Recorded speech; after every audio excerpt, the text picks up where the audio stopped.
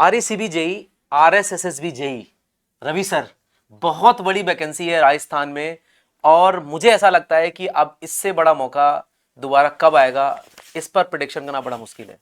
तो आज मैं और रवि सर दोनों लोग इस बात पे चर्चा करने के लिए बैठे हैं कि ये जो इतनी बड़ी वैकेंसी आ रही है, अगर जो बच्चे राजस्थान के हैं उनका सपना है इस बार जेईएन बनने का, तो आप बहुत आसानी से पूरा कर सकते हैं। लेकिन समस्या इस बात की है कि आपका कैलेंडर आ गया है, बहुत सारे बच्चे रवि सर इस बात का वेट करें कि पहले फॉर्म भर लें फिर तैयारी करें। ये गलती मत करना। क्या कहते हो सर आप? सर इस बात का तो कोई सेंस ही नहीं है। अगर कोई भी स्टूडेंट ये सोच रहा है कि पहले हम फॉर्म फिल कर लें, उसके बाद फिर हम तैयारी करना शुरू करेंगे, तो सर बहुत लेट हो जाएगा। बहुत सिचुएशन क्रिटिकल हो जाती है, क्योंकि सर अभी इतना टाइम है, अक्टूबर नवंबर में ये एग्जाम होने जा रहा है, अभी सर सफिशिएंट टाइम है। More than sufficient. बिल्कुल सर, अगर यहाँ से कोई जीरो से भी तैयारी करना शुरू करेगा ना सर, तो वो वो उस लेवल तक तैयारी कर सकता है कि इस एग्जाम में जो चाहे वो हासिल कर सकता है। वो टॉप कर जो सकता है सर, जो टॉप कर जो सकता है। डिपार्टमेंट चाहे, जो रैंक चाहे, वो हासिल कर सकता है बच्चा। क्योंकि सर RSSB में तो चलो पहले जो एग्जाम हुए हैं फिर भी बच्चों को टाइम मिल गया है। RSEB का जो हाँ एग्जाम नहीं है, सर, नहीं बिल्कुल। RCB जेई में सर इलेक्ट्रिसिटी बोर्ड में अगर बात करें तो यहाँ तो सर बताते ही नहीं पहले, और 2 महीने पहले नोटिफिकेशन आएगा, फॉर्म भरेगा, और मतलब सर 6 महीने में तो ज्वाइनिंग हो जाती है सर यहाँ। बिल्कुल सर। मतलब इतना फास्ट एग्जाम होता है कि फटाफट आया, फॉर्म आया, सारी कहानी हुई और सब हो जाता है। मतलब आप ऐसे समझो कि सर अगर फरवरी में हुआ, अभी मान लो फॉर्म आया मार्च में आया, और आप देखेंगे कि अगले 6 महीने में बच्चा जॉब पे जाने लगा। So the point is that कभी टाइम नहीं मिलता, और फर्स्ट टाइम ऐसा हो रहा है कि आपको पहले से पता है, और फिर भी अगर आप ना सेलेक्ट हो पाए। और सबसे बड़ी बात सर, 2013 के बाद इतनी बड़ी वैकेंसी कभी नहीं आई है सर। बिल्कुल सर। 1600 से ज्यादा वैकेंसीज हैं, और वो भी लोकल लेवल पे कंपटीशन है सर। समझ रहे हो सर आप? अब बिल्कुल लोकल लेवल पर कंपटीशन का मतलब सर इसलिए हो जाता है क्योंकि इसमें जो नॉन टैग वाला पोर्शन है ना, हाँ। उसमें अदर स्टेट वाला स्टूडेंट उसको पढ़ने की बजाय वो अदर एग्जाम को टारगेट करना ज़्यादा पसंद करता अब है। राजस्थान जी की क्यों पढ़ेगा हाँ, कोई वो लगता है कि इस एग्जाम के लिए अलग से राजस्थान जीके पढ़ना पड़ेगा। तो बहुत कम स्टूडेंट अदर स्टेट का ऐसा होता है जो उसकी तैयारी करता है। अदरवाइज फिर वो सोचता है कि राजस्थान जीके पढ़ने से तो बेटर हम RRB की तैयारी कर लें, हम SSC जेई की तैयारी कर लें। तो इसलिए अदर स्टेट का कंपटीशन इसमें बहुत ज़्यादा नहीं रहता है। स्टेट का रहता है सर। हमारे कई सारे बिल्कुल स्टूडेंट्स सर। हैं, और सर ये पता है RCB की जो वैकेंसी है, इवन RSSB की भी बहुत अच्छी, क्योंकि पता है सर इसमें एक तो आपका होम स्टेट है, कई बार होम टाउन में भी आपको जॉब मिल जाती है। सर मेरी एक स्टूडेंट अंकिता सर, उसके sir RCB JE last year उसका सिलेक्शन हुआ, उसका सर जो मतलब जॉब है, जो ऑफिस है, उसका घर है सर 1-1.5 किलोमीटर का अंतर है। मतलब 1 किलोमीटर 2 किलोमीटर बाद उसका ऑफिस आ जाता है। और sir even not only Ankita, एक मेरा स्टूडेंट और भी है माउंट आबू का, उसका भी सर जो ऑफिस है ना, घर से बस 2 किलोमीटर दूर है। तो मेरा कहने का तात्पर्य है कि घर पे ही नौकरी मिल जा रही है, और कई बार तो आपको वहाँ के क्षेत्र के लोग आपको सर जानते सर भी हैं। हमारे सिविल में भी कई हाँ स्टूडेंट हाँ। ऐसे हैं जो घर ब- से जॉब कर रहे हैं। हाँ मतलब, और सबसे बड़ी बात है कि आपको एक अलग ही टच एंड फील आता है कि वहाँ के लोग आपको जान रहे हैं, आप जेईएन साहब हैं, और राजस्थान तो वैसे जेईएन को जेईएन साहब बोलते हैं। So the point is that है कि ये बहुत अच्छा मौका है।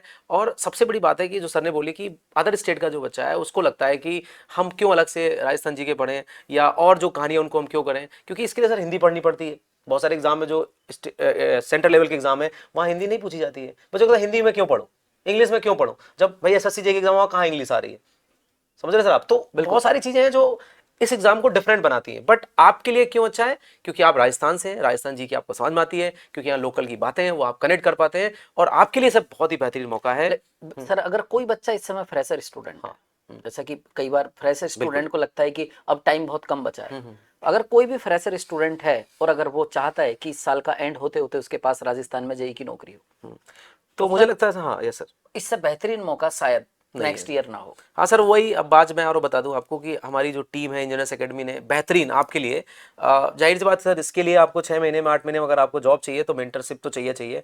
इंजीनियर्स एकेडमी ने आपके लिए एक बेहतरीन ऑफलाइन बैच प्लान किया हुआ है, जो कि 9 मार्च से स्टार्ट हो रहा है जयपुर के ऑफलाइन सेंटर पे। आप आके पढ़ सकते हैं, देख सकते हैं, समझ सकते हैं। रवि सर बिल्कुल ने सर। बोला आप अगर ब्लैंक हैं तो भी आपका सिलेक्शन हो सकता है। आप आके टीचर से बात करें, मेंटर से बात करें, काउंसलर से बात करें, अपनी पूरी बात बताएं कि अभी आप किस लेवल पे लाई कर रहे हैं, और हम लोग गारंटी देते हैं कि अगर आपने हम लोग को फॉलो किया तो सर 100% सेलेक्ट हो जाएंगे। बिल्कुल सर, ये मैटर नहीं करता है कि आपने कॉलेज टाइम पर पढ़ाई करी है कि नहीं करी है। बिल्कुल सर। वो मैटर तब करता है सर जब एग्जाम टाइम बहुत पास आ जाता है। हाँ तब ये मैटर बिल्कुल। करता है कि आपने पहले से क्या पढ़ रखा है, क्या नहीं पढ़ रखा है। अभी इतना टाइम है कि अगर अभी से कोई पढ़ना शुरू करेगा तो जीरो से स्टार्ट करके सर वो जेई बन सकता है। हाँ, टेक नॉन टेक सब पढ़ा देंगे अपन। बिल्कुल सर। और क्योंकि अपना टीम है, पूरा सिस्टम है, और पिछले सर सालों में जो रैंक्स दी है, लास्ट टाइम सर हमारे RCB में 1 से लेकर 10 रैंक हमारे बिल्कुल पास है, सर। सारी रैंक्स। टॉप टॉप फर्स्ट जो रैंक है वो भी हमारे पास है। So the point is that है कि आपको कोई सवाल जवाब ही नहीं करना है, मतलब आपको टीम पर, कंटेंट पर तो आपको बिल्कुल भी पूरा भरोसा रखना है। बस आपको अपने को देखना है कि आप कहाँ लाई करते हो, उसके लिए आपको मिलना पड़ेगा टीचर से। अगर आपको लगता है कि नहीं अभी आप दूर हैं तो आप कमेंट भी कर सकते हैं। इवन इस बैच को सर आप ऑनलाइन भी एक्सेस कर सकते हैं, बिल्कुल सर। है ना। ऑफलाइन तो है ही और ऑफलाइन ऑनलाइन भी इसको बिल्कुल ऑफलाइन ये जयपुर में प्रताप नगर में स्टार्ट होने जा रहा है, इंजीनियर्स एकेडमी के प्रताप नगर सेंटर पर। तो बहुत अच्छा मौका है बच्चों। मुझे लगता है कि अगर आप अभी भी डिले कर रहे हो और अभी सोच रहे हो फॉर्म आएगा भरेंगे उसके बाद तैयारी करेंगे, तो मुझे सर लग रहा है फॉर्म फिर आने के बाद तैयारी नहीं होती है, फिर दिन प्रेशर गिनने बढ़ता है शुरू सर, हो जाते हैं, प्रेशर आ जाता बढ़ता है और फिर नहीं हो पाता है वो। फिर लगता है कि अब कई बार तो क्या होता है फिर आप, चूंकि सर पता है मेरे जो इलेक्ट्रिसिटी बोर्ड में अगर मैं सब्जेक्ट की बात करूँ, इवन आरएसएससी में सर 10 सब्जेक्ट है sir. Sir 10 subject technical cover up करना it's not very easy task, ये है। सर टेक्निकल की सिविल में बात। तो आपके सब्जेक्ट से हाँ ज्यादा सब्जेक्ट नहीं होते सर, हैं इसलिए सर। मैं कह रहा हूँ क्योंकि आप भले तो वैसे ही ज्यादा हैं, बिल्कुल सर। लेकिन सर हमारे में क्या है ना कि एसएससी जे में 5 ही सब्जेक्ट आते हैं, आरआरबी जे में 5 ही सब्जेक्ट आते हैं टेक्निकल की बात करूँ तो। लेकिन अगर यहाँ बात करूँ सर 10 सब्जेक्ट आते हैं। ऊपर से सर क्या ना आरएससीबी का सिलेबस भी डिफाइंड नहीं है। सिलेबस इन ऐसा कुछ ऑफिशियल सिलेबस नहीं देते हो कि उसमें कुछ लिखा हुआ है। तो अपन मान के चलते हैं कि भाई जो मेन सब्जेक्ट 10 हैं, मतलब 5 तो जो हमारे एसएससी जी हो गए, उसका कंट्रोल एमएफटी और पावर इलेक्ट्रॉनिक्स, ये जो सब्जेक्ट एक्स्ट्रा और मेरे आ गए वो अपन कराने को, तो सर 10 सब्जेक्ट का पूरा है सर। फिर नॉन टेक्निकल भी है।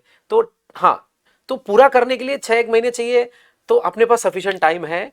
और सर जैसा अपन ने मीटिंग में प्लान भी किया था कि इस बार उसको अपन लगभग 6 घंटे कम से कम। बिल्कुल सर, लेकिन सर इस बार बच्चों के पास टाइम तो है, लेकिन बच्चों को बहुत सीरियस होकर इसलिए पढ़ना शुरू कर देना चाहिए। मेरा ये मानना है कि अभी सर 10-15 दिन के बाद राजस्थान में ई का एग्जाम होने जा रहा है। बिल्कुल सर।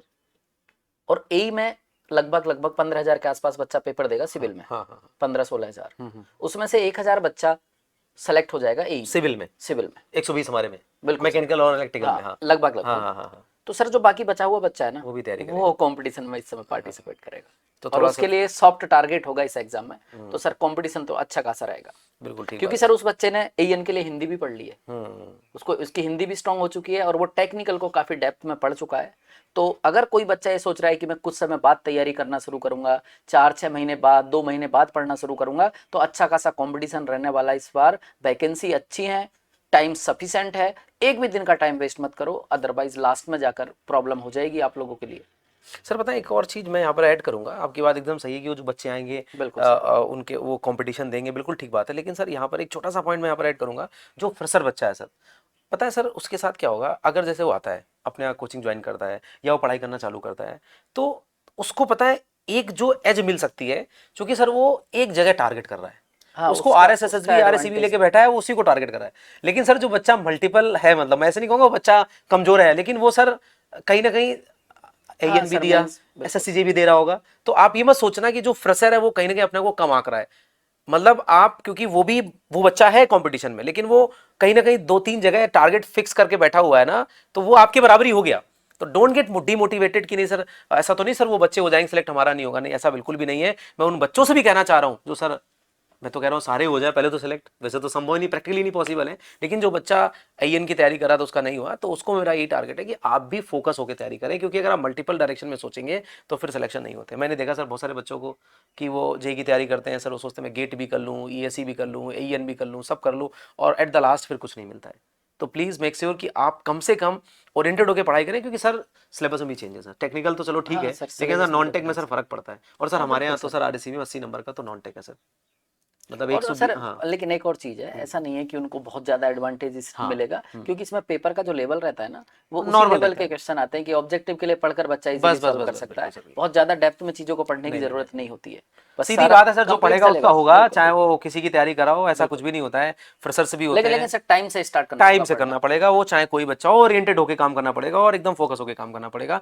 तो प्यारे बच्चों, it's a very good time for you. तो देखिए मैं वापस से रिकॉल करा दूं हमने कौन कौन सी मेन बातें करी। सबसे पहले ये बहुत बड़ी अपॉर्चुनिटी है 2013 के बाद 800 से ज्यादा वैकेंसीज आरएससीबी में है, और इतनी ही लगभग वैकेंसी आपके आरएसएसबी में है, सिविल डिपार्टमेंट को अगर इंक्लूड करें साथ में। आरएससीबी में केवल इलेक्ट्रिकल की वैकेंसीज है, ठीक है। तो 1600 के आसपास टोटल वैकेंसीज हैं जिनमें आपको इस बार मौका मिलेगा सेलेक्ट होने का। दूसरी बात कि सर तैयारी अर्ली करें, फॉर्म का वेट ना करें। अगर फॉर्म का वेट करोगे तो डिले हो जाएगा। और जो सबसे बड़ी बात है कि इंजीनियर्स एकेडमी आपके लिए ऑफलाइन बैच लॉन्च कर चुका है, और जो कि 9 मार्च से आपका बैच स्टार्ट हो रहा है, जिसमें आपको पढ़ना है और वहां पर आपको टीचर से बात करनी है, काउंसलर से बात करनी है और अपनी तैयारी को चालू करना है ना। और सर बार बार रिपीट करें, मैं भी रिपीट कर रहा हूं कि आप फॉर्म का वेट ना करें। क्यों सर? बिल्कुल सर, ज्यादा डिले करने से कोई मतलब नहीं है, बहुत सारी चीजें पढ़नी होती हैं, जितना जल्दी स्टार्ट करेंगे उतना बेटर होगा। तो चलो बच्चों, मिलते हैं फिर बैच में। फटाफट आप लोग ज्वाइन करें और इस बार आप जेईएन बनने का सपना पूरा करें। Thank you.